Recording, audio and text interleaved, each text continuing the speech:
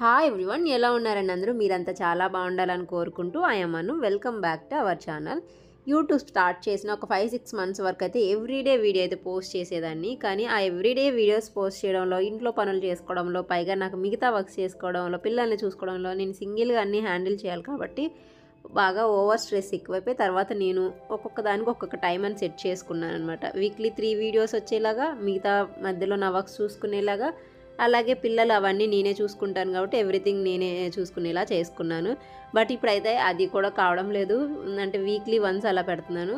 సడన్గా అంతా చేంజ్ అయిపోయేసరికి నాకు సెట్ చేసుకోవడానికి టైం పడుతుంది. మనకి ప్రియారిటీ ఉంటుంది కదా, ఫస్ట్ ఈ వర్క్ ఇలాగా. నాకు ముందైతే ఇప్పుడు ఫస్ట్ కోటర్ సెట్ చేసుకోవడం, యూట్యూబ్, బేకింగ్, స్టిచ్చింగ్, వీటన్నిటికన్నా కూడా ఫస్ట్ పిల్లలు నాకు మెయిన్. వాళ్ళు ఇక్కడికి వచ్చాక అంతా ఒకసారిగా చేంజ్ అయిపోయేసరికి కొంచెం వీక్ అయిపోయారు, డల్ అయిపోయారు. 24 అవర్స్ దగ్గరగా వాళ్ళతోనే నేను ఉంటున్నాను. నైట్ కూడా సరిగా వాళ్ళు పడుకోవడం వల్ల కంపారిజేషన్ చేస్తున్నారనమాట. అక్కడ అలా ఉండేది, ఇక్కడ ఇలా ఉంది, అక్కడ అలా ఉంది, ఇక్కడ ఇలా ఉంది అనేసి. వాటిని చేంజ్ చేయడంలో మన హెల్ప్ చాలా అయితే పిల్లలకు అవసరం అవుతుంది. సో అందుకని నాకు ఎక్కువ టైం వాళ్ళతోనే నేను స్పెండ్ చేస్తున్నాను.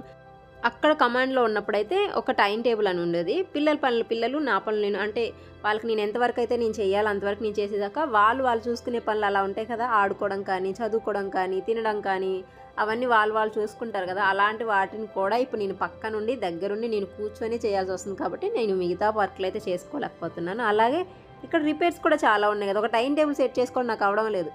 ఏదన్నా ఒకటి రిపేర్ చేయించడం, దాన్ని క్లీన్ చేసుకోవడం, మళ్ళీ వచ్చాక ఇంకోటి ఏదన్నా చేయించడం, అలాగా సరిపోతుందనమాట. ఒక టైం టేబుల్ అయితే సెట్ చేసుకోలేకపోయాను. తర్వాత అదే ఉన్నదే ఇంకా డల్గా ఉన్నాం అనుకుంటే దానితో పాటు కొన్ని హెల్త్ ఇష్యూస్ అయితే రేజ్ అయినాయి. వాటి కోసమైతే నేను ఇప్పుడు హాస్పిటల్కి వెళ్తూ వస్తూ ఉన్నాను.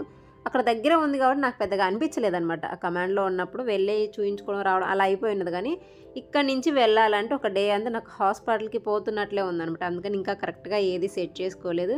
మళ్ళీ కలకత్తా వచ్చిన కొత్తలో నేను ఎలా అయితే సఫర్ అయ్యానో సేమ్ నాకు దానికి డబల్ అవుతుందా అనమాట. ఇప్పుడు గౌహటి నుంచి వచ్చినప్పుడు కూడా మాకు అక్కడ కరెక్ట్గా సెట్ అవ్వడానికి దగ్గర ఒక 1 year పట్టింది కమాండ్లో అక్కడ మనం ఉండడానికి. నేననే కాదండి, ఎవరైనా సరే ఇలాగ ఒక ప్లేస్ నుంచి ఒక ప్లేస్కి వెళ్తాం కదా, పోస్టింగ్స్ అలాగా. కొంతమందికి 3 years ఉంటుంది, కొంతమందికి 2 years ఉంటుంది, కొంతమంది 4 years కూడా ఉంటుంది.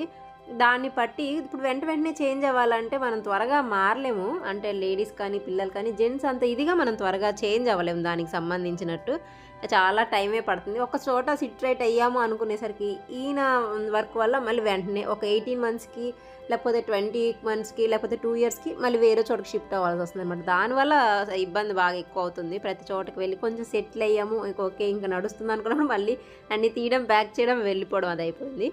అలాగే నాకు కమాండ్ నుంచి కూడా కేక్ ఆర్డర్స్, అలాగే స్టిచ్చింగ్వి అలా వస్తాయి అనమాట. స్టిచ్చింగ్ అయితే నేను మన వాళ్ళ వర్క్, అంటే మన తెలుగు వాళ్ళ వర్క్ అయితే నేను తీసుకుంటున్నాను. కేక్ ఆర్డర్స్ అయితే నేను తీసుకుంటున్నాను. ఎవరివైనా వీలుంటే వాళ్ళు రావడం కానీ, లేకపోతే నేను వెళ్ళి ఇచ్చి రావడం కానీ అలా అయితే చేస్తున్నాం అనమాట. ఇక్కడ ఆల్రెడీ క్వార్టర్స్లో ఉన్న రిపేర్స్ చేయించాక, అలాగే నాకు కొంచెం హెల్త్ ఇష్యూస్ నార్మల్ అయిపోయాక నేను ఒక టైం టేబుల్ సెట్ చేసుకుంటాను. ఒక టైమింగ్ అనేది ఉంటేనే మనం హ్యాపీగా లీడ్ చేయగలుగుతామండి. కన్ఫ్యూజన్ లేకుండా, స్ట్రెస్ లేకుండా, మిగతా వాటికి ఏదో ఒక పనిలో పడి వెళ్ళిపోతుంటాము. అంతా గజిబిజిగా ఉందనుకోండి, మనకు కూడా చాలా స్ట్రెస్ఫుల్గా ఉంటుంది. నాకు కూడా అనిపిస్తుంటుంది అనమాట, ఏదో ఒక అద్భుతం జరిగి మళ్ళీ అక్కడికి వెళ్ళిపోతే బాగుండు, అంతా నార్మల్ అయిపోద్ది, ప్రశాంతంగా ఉంటుంది అని అనిపిస్తుంది. కానీ అది జరిగే పని కాదు. ఇంకా నన్ను నేను బిజీ చేసుకోవడానికైతే నేను చూసుకుంటున్నాను. ఇంకా పిల్లలు కూడా ఎక్కువ వాళ్ళు నాతోనే ఉంటున్నారు. కొన్ని రోజులకు వాళ్ళు నార్మల్ అయిపోతారు. ఇప్పుడు కాస్త పర్లేదు, స్టార్టింగ్లో వచ్చిన దగ్గర కన్నా కూడా ఇప్పుడు కాస్త పర్లేదు. ఇంకొన్ని రోజులకి వాళ్ళు నార్మల్ అయిపోతారు. ఎందుకంటే పిల్లలు వాళ్ళ స్కూల్ సేమే ఉంటుంది, హస్బెండ్కి వాళ్ళ డ్యూటీ ప్లేస్ సేమే ఉంటుంది కాబట్టి అంతా చేంజ్ అయ్యేది మనకే. ఇది మనకే ఉంటుందన్నమాట ఎక్కువ వాళ్ళకన్నా కూడా. మనకు తెలిసిన వాళ్ళు ఎవరైనా కానీ కమాండ్లో ఇలా నాలా చేంజ్ అయిన వాళ్ళకి ఎవరు కానీ మేమంతా కలిసినప్పుడు మాట్లాడుకున్నప్పుడు మనకే ఇబ్బందిగా అనిపిస్తుంది కదా, బాధగా ఉంటుంది. ఒక ప్లేస్ నుంచి ఒక ప్లేస్కి వెళ్ళిపోయినప్పుడు మొత్తం మళ్ళీ స్టార్టింగ్ నుంచి సెట్ చేసుకోవాల్సి వస్తుంది. ఒకసారి సెట్ అయిన దగ్గర ఇంకో చోటకి మారడం అంటే ఈజీ కాదు. ఎవరికైనా చెబితే చక్కగా మీరు ఆ ప్లేస్ ఈ ప్లేస్ తిరుగుతున్నారు కదా, ఇంకా హ్యాపీగా ఉండకుండా ఎప్పుడు ఎందుకు అలా ఉంటారని అంటారు కదా. అంటే వాళ్ళు అంటున్నారు, నిజమే కదా, ఆ బాధ మనకే తెలుస్తుంది. ఎదుటి వాళ్ళకేం చక్కగా ఆ స్టేట్ ఈ స్టేట్ తిరిగేస్తున్నారు, వీళ్ళు హ్యాపీగా ఉంటున్నారు అని అనిపిస్తుంది. కానీ ఇది మనకే ఉంటుంది కదా అనేసి అంటారనమాట. ఇలా ఒకరికొకరు షేర్ చేసుకుంటాము. తర్వాత నెక్స్ట్ ఒక వెల్ఫేర్ ఉండే అనమాట. అందులో వెళ్ళాలని నా నేమ్ కూడా ఉంది. నేను కొంచెం సిక్ అయి ఉన్నాను కాబట్టి నాకు వెళ్ళాలని లేదు. కాకపోతే నేమ్ వస్తే కంపల్సరీగా వెళ్ళాల్సిందే, లేకపోతే హస్బెండ్ని మళ్ళీ రీజన్ అడుగుతారు. అతను నన్ను ఎందుకు ఇబ్బంది పెట్టడం అనేసి నేనైతే వెల్ఫేర్కి వెళ్ళాను. అక్కడైతే తిను కలిసింది.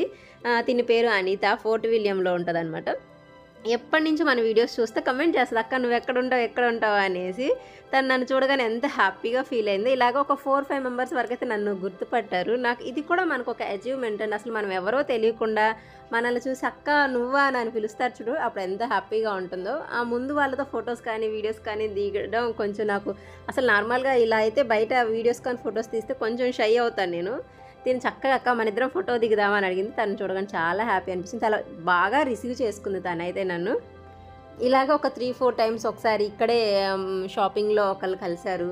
తర్వాత ఒకళ్ళు లోపల కమాండ్లోనే నువ్వు వీడియోస్ చేస్తావు కదా, నువ్వు అను కదా అనేసి ఇలాగా 2-3 నన్ను అడిగారు. ఇంకొకళ్ళేమో నేను ఎక్కడో చూసినట్టు గుర్తుందోయే నాకు అనేసి అని అన్నారు. తర్వాత అక్కడ ఇక్కడ అనుకోని లేకపోతే యూట్యూబ్లో చూసుంటావు నేనంటే అవును నేను యూట్యూబ్లో చూశాను అని అంటారు. నేను ఛానల్ ఉందని ఎవరికి చెప్పను. నేను వచ్చి ఒక్క సబ్స్క్రైబర్ అయినా సరే జెన్యున్గా రావాలనుకుంటాను అనమాట. అందుకని నాకు తెలిసిన వాళ్ళకి స్టార్టింగ్లో మామూలుగా చెప్పేదాన్ని, ఏదైనా లింక్ పంపించేదాన్ని. కానీ కొంచెం ఒక 1000 మెంబర్స్ అయిపోయాక ఎందుకు వచ్చేది ఎవరైనా సరే నాకు జెన్యున్గా రావాలనేసి నాకు ఛానల్ ఉంది అనేసి నేను ఎవరికి చెప్పను.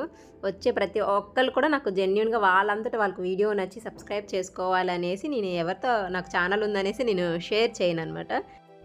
అలాగే నెక్స్ట్ అయినా ఒక చిన్న కేక్ ఆర్డర్ అయితే వచ్చింది. 1/2 kg వెనీలా కేక్ ఆర్డర్ అయితే వచ్చింది. ఇంకా రిపేర్ చేసే వాళ్ళు కూడా వచ్చారనమాట. వాళ్ళ పని చేసుకుంటే మనం మన పని. అంత క్లీన్ చేసి పెట్టాక వాళ్ళు వస్తారు, రిపేర్ చేస్తారు. ఒక్కొక్కసారి అవుతుంది, ఒక్కోసారి అలా వదిలేసి వెళ్ళిపోతారు. అందుకని నేనేం సెట్ చేసుకోలేకపోతున్నాను. వీడియోస్ కూడా పాప అది తీస్తుంది నాకు, ట్రైపాడ్ సెట్ చేసుకోవడానికి కానీ లైటింగ్ సెట్ చేసుకోవడానికి. అలవాటైన ప్లేస్ అయితే ఇక్కడ ఈ ప్లేస్లో ట్రైపాడ్ పెట్టుకుందాం, ఇక్కడ లైటింగ్ బాగా వస్తుంది, ఇక్కడ బేకింగ్ వీడియో చేయొచ్చు, ఇక్కడ స్టిచింగ్ వీడియో చేయొచ్చు, వ్లాగ్ షూట్ చేయాలనుకున్నప్పుడు ఇక్కడ లైటింగ్ బాగా వస్తుంది అని ఒక ఐడియా ఉంటుంది కదా. మనకి ఇప్పుడే వచ్చాం కాబట్టి ఇక్కడ పెద్దగా ఐడియా లేదు. ఇంకా ఏమీ నాకు అంత నేను వీడియో అంటే ట్రైపాడ్ పెట్టి షూట్ చేసే అంత ఇదిగా ఏమి వీడియోస్ కూడా నేను ఇక్కడ షూట్ చేయలేదు. ఇంకా రిపేర్ చేసే వాళ్ళు వస్తున్నారు, వాళ్ళ వర్క్ వాళ్ళు చేస్తున్నారు. ఒక్కోసారి అట్లా వదిలేసి వెళ్ళిపోతారు, కొన్ని డేస్ తర్వాత వస్తారు మళ్ళీ చేస్తున్నారు. అలా అవుతా ఉంది నిదానంగా. ఈ కేక్ ఆర్డర్ అయితే లోపలే వచ్చింది. కొన్ని చోట్ల ఆర్మీలో యూనిట్స్లో మీ వైఫ్స్కి ఏమైనా స్పెషల్ గిల్స్ ఉన్నాయంటే వాళ్ళు ఏమైనా చేస్తారా, స్టిచ్చింగ్ కానీ బేకింగ్ కానీ ఇలా ఇంకేమైనా బ్యూటీషియన్ కానీ ఇలాంటివి ఏమైనా ఉన్నాయా అనేసి అడుగుతారనమాట. దానికి సంబంధించి ఎవరైనా నేమ్స్ అలా ఇవ్వండి అని చెప్తారు. తర్వాత దానికి సంబంధించి ఏ ఒకటి అయితే చేస్తారనమాట. ఏమైనా క్లాసెస్ ఇప్పించడం కానీ లేకపోతే యూనిట్ త్రూ ఏమన్నా అలా చేయించడం కానీ ఉంటాయి అనమాట. లాస్ట్ టైం గువాహటీలో కూడా అలాగే బేకింగ్లో నా నేమ్ ఇచ్చారు మా వారికి. అప్పటి నుంచి భయం అని ఉంటే ఎక్కడైనా యూనిట్లో నేమ్ చెప్పాలంటే విపరీతంగా యూజ్ చేసేసారనమాట. మాకు పైన ఆవిడ ఉండేది. నాకు అప్పుడు నేను ఎక్కువ మాట్లాడలేను బయట, ఇది నేను ఎక్కువ చెప్పలేను అనమాట. ఆవిడ ఏంటంటే ఆవిడే కూడా బేకింగ్ చేస్తుంది. ఆవిడ దగ్గర నేను ఒకసారి వెళ్ళాను. ఆవిడ బేకింగ్ అంతగా నచ్చక నేను నార్మల్గా ఆవిడ దగ్గర అయితే ఏమీ నేర్చుకోలేదు. కానీ ఆవిడ మాట్లాడే స్కిల్స్ అవన్నీ బాగుంటాయి అనమాట. అక్కడ పెద్ద ఆఫీసర్స్కి అలా అంతా అక్కడంతా హోమ్ మేడ్ కేక్స్ బాగా రన్ అవుతాయి. బయట కొంచెం డిస్టెన్స్ ఉంటాయి అనమాట కేక్స్ అవి ఏమైనా తెచ్చుకోవాలన్నా కూడా అన్నిటికి వెళ్ళి నాతో కేక్స్ వేయించేది. అవి తీసుకెళ్ళి తర్వాత ఎక్కడెక్కడ ఇవ్వాలి అక్కడ ఇచ్చేసాక తన నేమ్ చెప్పుకునేది. తర్వాత మా వారికి తెలిసి అవసరం లేదు, ఆవిడ నన్ను అడిగేది కూడా నీకు ఎంత డబ్బులు కావాలంటే అంత ఇస్తాను, ఈరోజు ఈ కేక్స్ ఆ కేక్స్ అలా చెప్పేది. తర్వాత అక్కడికి వెళ్ళాక నేమేమో ఆవిడ చెప్పేదనమాట. అలా అందుకనేసి మా వారికి ఆ విషయం తెలిసాక ఎక్కడైనా సరే మన ఈ పేరు యూస్ చేసుకొని వాళ్ళని ఏం తెచ్చుకోవడం ఎందుకు, నువ్వు చెయ్యొద్దు అనేసి అన్నారనమాట. ఆయన బాధ అంటే కష్టమంతా నాది, నేమేమో తనది వస్తుంది. అట్లీస్ట్ నేను చేయించాను అని కూడా చెప్పకుండా తన పేరు చెప్పేసేది నేను చేశాను అనేసి. అక్కడ ఆఫీసర్స్కి అలా కేక్స్ ఇచ్చినప్పుడు కూడా అలా చెప్పేదనమాట. అది ఆయన తెలిసాక నెక్స్ట్ డేనే వచ్చి వేరే వాళ్ళ ఆఫీసర్ది బర్త్డే అయితే నాకు వచ్చి కేక్ చెప్పింది. ఆయన మొహమాటం లేకుండా నువ్వు క్యాన్సిల్ చేసే అన్నారనమాట. నేను ఆయన కాల్ చేసి చెప్తే ఇలా కేక్ వచ్చి చెప్పిందంటే వద్దు నేను చెయ్యను అని చెప్పేసి అన్నమాట. నేను అదే చెప్పగలను, నా దగ్గరకు వచ్చేసి ఏమైనా ఫీల్ అయ్యావా, అమౌంట్ ఏమైనా తక్కువ అవుతాయి అలా అంటుందన్నమాట. నాకు అప్పటి వరకు తెలియదు నన్ను ఇలా మిస్యూజ్ చేసుకుంటుందని. అందుకనేసి ఈయన ఎందుకు అన్నట్లు ఆలోచిస్తారన్నమాట. ఎక్కడన్నా నేమ్ ఇవ్వాలి అని అనుకుంటే నేను అదే చెప్తాను, ఏదైనా ఛాన్స్ వస్తే మాత్రం మన టాలెంట్ ఎంతవరకు అయితే మనం చేయగలమో అంతవరకు మనం నిరూపించుకోవడానికి ట్రై చేయాలి అనేసి. ఎందుకంటే దాని నుంచి ఏదో ఒక మంచి జరగచ్చు అనేసి నాది. మీరు కూడా ఏదైనా సరే ఇలాంటి స్పెషల్ టాలెంట్ ఉంటే ఇంట్లో వరకే కాకుండా ఇలాగే మనం ఏమైనా స్టిచ్చింగ్ కానీ అలా చేసేటప్పుడు మనకు ఓన్గా బట్టలు స్టిచ్ చేసి సేల్ చేయడమో, లేకపోతే ఇలాగా కేక్స్ అలా రెడీ చేసి వాటిని ఆర్డర్స్ తీసుకొని మనం సేల్ చేయడమో, లేకపోతే ఎవరికైనా ఏదైనా స్కిల్ ఉన్నప్పుడు ఇలాగే యూట్యూబ్ ఛానల్లో లేకపోతే ఇన్స్టాలోనో ఇలా రీల్స్ లాగా పోస్ట్ చేస్తున్నారు కదా, అలా పోస్ట్ చేస్తే మనకి కొంచెం గ్రోత్ ఉండే ఛాన్స్ ఉంటుంది. ఎందుకంటే మన వర్క్ 10 మందికి తెలుస్తుంది కాబట్టి మన వర్క్ నచ్చితే ఇలా నోటి మాట ద్వారా వచ్చే పబ్లిసిటీ ఎంత ఎక్కువ ఉంటుందంటే అంత బాగుంటుందన్నమాట. మన వర్క్ కానీ, మన టేస్ట్ కానీ, మనం ఇచ్చే ఏవైనా సరే డిజైన్స్ కానీ వాళ్ళకి నచ్చితే ఖచ్చితంగా ఒకళ్ళ నుంచి ఒకళ్ళకి మన నేమ్‌నైతే సజెస్ట్ చేస్తారు. ఈ కేక్ కావాల్సిన వాళ్ళకైతే వాళ్ళకి స్పాంజ్ ఎక్కువగా ఉండాలి, క్రీమ్ తక్కువగా ఉండాలి అన్నారు. చాలా తక్కువ. అందుకని నేను చాలా తక్కువ క్రీమ్ యూజ్ చేశాను. స్పాంజే ఎక్కువ ఉంచాను. మీకు చూస్తేనే అర్థమవుతుంది. మన లోపల స్పాంజ్ కూడా కనిపిస్తుంది. అంత తక్కువ క్రీమ్ అయితే నేను యూజ్ చేశాను. ఈ కేక్ ఫినిష్ చేసేలోపు అయితే మనం ఆర్డర్ పెట్టిన వాషింగ్ మిషన్ అయితే వచ్చేసింది. నేనైతే మొన్న క్యాంటీన్‌లో చూశాను. కాకపోతే మనం అనుకున్నది సెలెక్ట్ చేసుకుంది సింగిల్ పీస్ ఉంది. అది కూడా చిన్న డ్యామేజ్ ఉందనమాట. ఇంకో పీస్ రావడానికి టైం పట్టిద్దన్నారు. ఈ టైం గ్యాప్‌లో మళ్ళీ మన మైండ్ సెట్ మారిపోద్ది. ఎందుకులే డబ్బులు పెట్టడం అనవసరంగా ఇలాగా అంతా ఎందుకు అనేసి నేను మళ్ళీ ఆన్‌లైన్‌లో చెక్ చేసుకొని అమెజాన్‌లో నేను తీసుకున్నాను. ఇది సామ్‌సంగ్ 8 కేజీస్ ఫుల్లీ ఆటోమేటిక్‌ది తీసుకున్నాను. అందరైతే సెమీ ఆటోమేటిక్ బెటర్, మనం అక్కడిక్కడ మూవ్ అయితే మళ్ళీ ఇబ్బంది లేకుండా ఉంటుందని అన్నారు. కానీ ఇప్పుడు సెమీ ఆటోమేటిక్‌లో కూడా మళ్ళీ పని ఉంటుంది. స్పిన్ చేయడానికి మళ్ళీ కొంచెం కొంచెంగా తీసుకొని అందులో వేయడం ఇదంతా ఎందుకులే, మనం కొంచెం వర్క్ తగ్గించుకోవాలన్న పర్పస్తోనే కదా మెషిన్ తీసుకుంటుందనేసి నేను ఇది తీసుకున్నాను. మంచిగానే వర్క్ చేస్తుంది. ప్రెజెంట్ అయితే ఒక 1 వీక్ అవుతుంది వచ్చేసి ఈ వాషింగ్ మిషన్. ఎన్నో సంవత్సరాల నుంచి అనుకుంటూ ఇప్పుడు తీసుకున్నాను అనమాట. ఎందుకులే ఒక రూపాయి వేస్ట్ చేయడం, చేత్తో వాష్ చేస్తే అయిపోతుంది కదా అనేసి. బాబు పుట్టిన దగ్గర నుంచి ఇంకా వింటర్ వస్తుందంటే నాకు చుక్కలు కనిపిస్తాయి అనమాట. చెప్పలు లేకుండా నడవలేకపోవడం, మళ్ళీ నైట్ టైం వాటర్‌లో చేయి పెట్టాలంటే ఇబ్బంది అలా అవుతుంది. ఇప్పుడు బట్టలు చాలా ఉంటున్నాయి కదా, ఇంకా మనం అది పెట్టుకొని మిగతా ఈ పనులన్నిట్లో కూడా నాకు చాలా స్ట్రెస్ ఎక్కువైపోతుందమ్మో, ఇంకా ఆ పని అవ్వలేదు, ఈ పని అవ్వలేదు అనేసి ఇది కొంచెం వచ్చాక నాకు ఈజీగా అనిపించింది అనమాట. వాషింగ్ మిషన్ వచ్చాక పర్లేదు, నాకంటే బెటర్గా ఉతుకుతుంది, అంటే మురిగిపోతుందా లేదా అని ఇలాంటి డౌట్స్ ఉన్నాయి నాకు. కానీ నాకంటే చాలా బెటర్గానే వాష్ అవుతున్నాయి అనమాట ఈ మెషిన్లో అయితే. నార్మల్గానే వీళ్ళు స్కూల్కి వెళ్తే ఆఫ్టర్నూన్ కల్లా వచ్చేస్తారు. ఇక్కడికి వచ్చాక బాబు టైమింగ్ ఇంకా తగ్గిపోయిందనమాట. వాడు త్వరగానే వెళ్ళిన ఒక 3 అవర్స్కి మళ్ళీ ఇంటికి వచ్చేస్తాడు. ఈ 3 అవర్స్లో నేను ఎన్ని వర్క్స్ అని చేసుకోవాలి. ఇంకా ఆఫ్టర్నూన్ నుంచి వాళ్ళతో ఉండడమే సరిపోతుంది నాకు. ఇంకా అందుకనేసి నేను ఇప్పటికి ఆలోచించి ఇప్పటికి తీసుకున్నాను ఈ మిషన్ అయితే. ఇది ఏదో ముందు తీసుకున్నా కొంచెం బెటర్గా ఉండేదని అనిపించింది అనమాట. మెషిన్ వచ్చిన నెక్స్ట్ డేనే వచ్చేసి సామ్సంగ్ నుంచి ఒక పర్సన్ వచ్చేసి ఇన్స్టలేషన్ చేసి మనకి అదంతా చూపిస్తారు. ఎలా వాష్ చేయాలి ఏంటి అది మొత్తం చెప్తారు. ఇవన్నీ ఎలాగని ఫస్ట్ ఇవన్నీ చూసి అమ్మో పెద్ద ఇదేమో అనుకున్నాను, కానీ ఏమీ లేదు, చాలా సింపుల్గా ఉంది. తర్వాత ఒక వాష్ కూడా ఆయన ఉన్నప్పుడే చేసి చూసాము. రిజల్ట్ అయితే బాగానే ఉంది. సౌండ్ కానీ అలా ఏమీ ఉండదు.